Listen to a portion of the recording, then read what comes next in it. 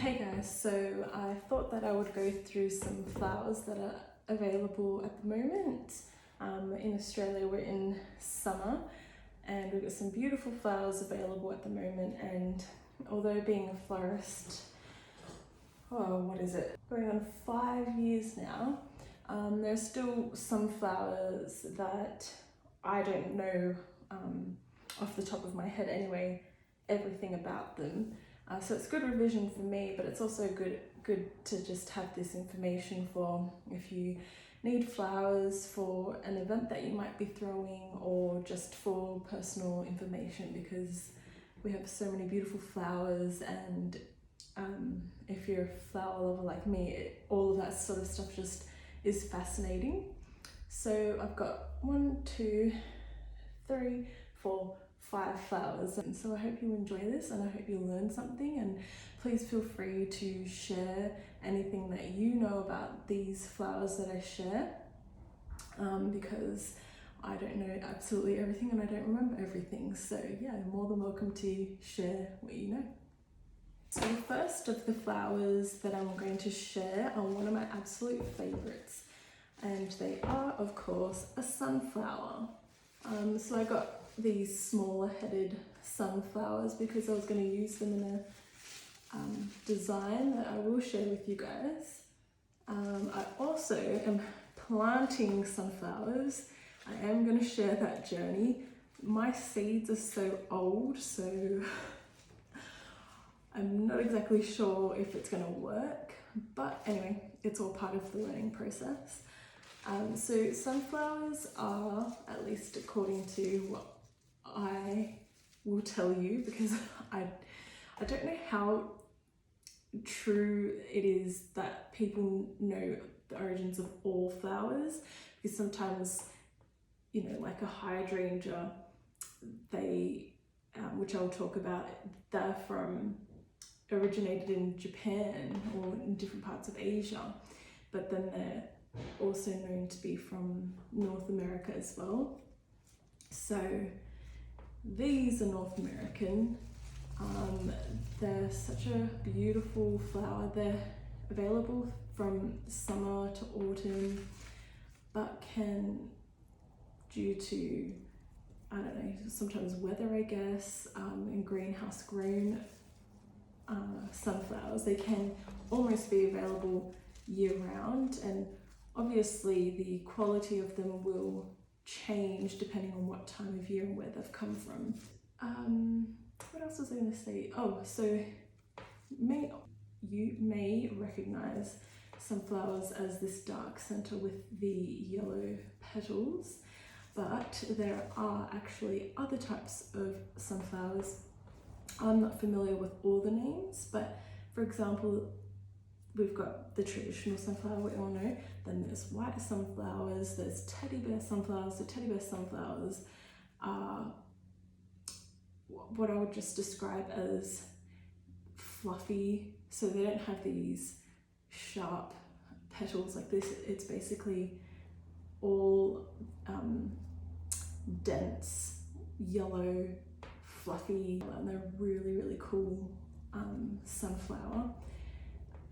Then we also have red sunflowers and sunflowers that have brown in the petals, and those are really cool. I actually like drying the petals.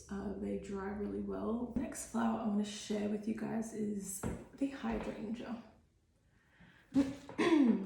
These guys are available through summer to autumn as well, and they like a lot of water.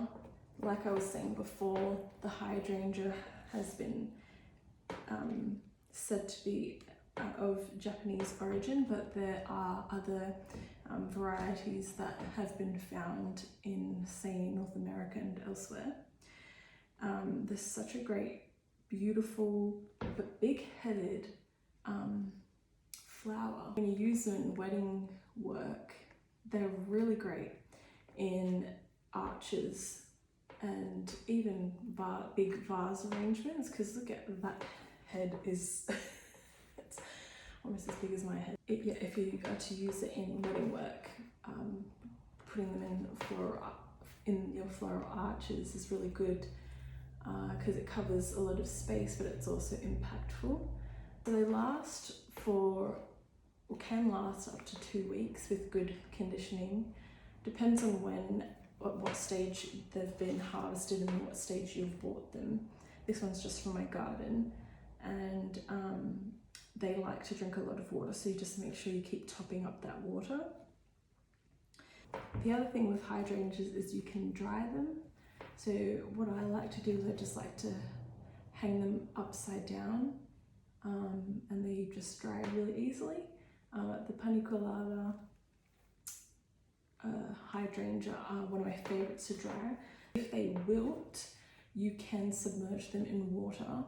So you get a bucket, a container, fill up your sink, whatever, and then just dunk them in and keep them submerged, the head submerged for a couple of minutes or for as long as they need to be revived again, because they drink from the top, from the florets. So that's a really cool, fun little fact about hydrangeas.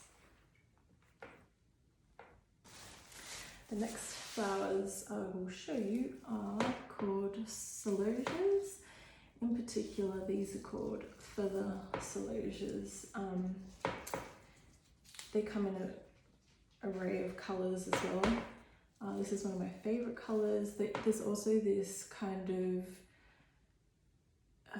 like beigey colour that I really like, and that dries nicely well and works well in arrangements.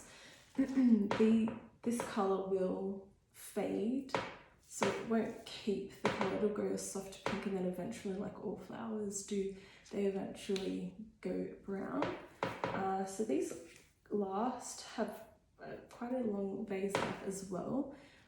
They can last up to 12 days or so, but one of the cool things about them is that you can dry them.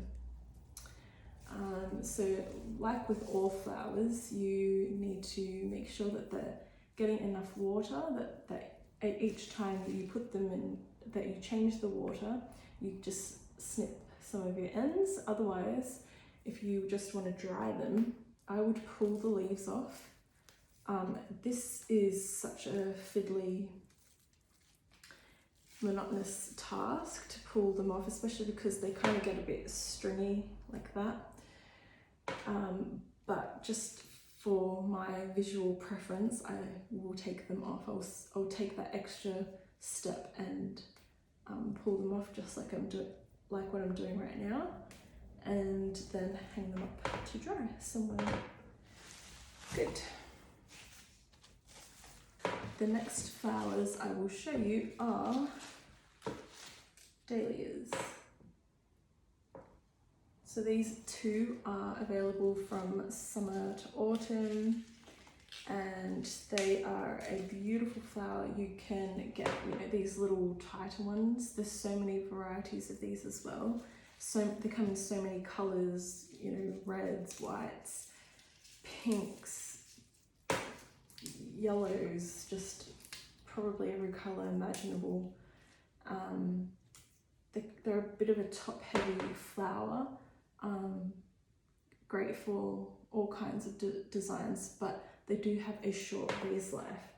And I've noticed that, a lot of the most beautiful arrangements that we see on Pinterest or Instagram, a lot of those arrangements are made for weddings or just for photo shoots.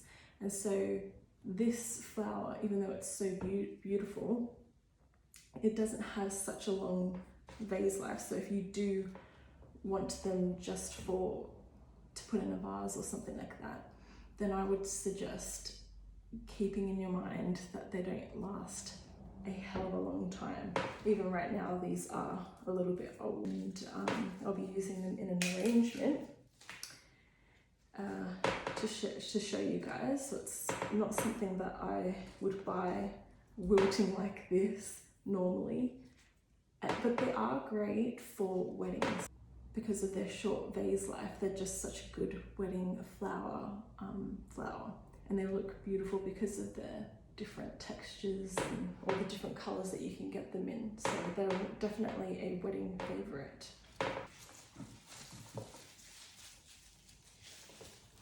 The next flowers I will show you are called zinnia. These are native to Mexico. They also have a short vase life.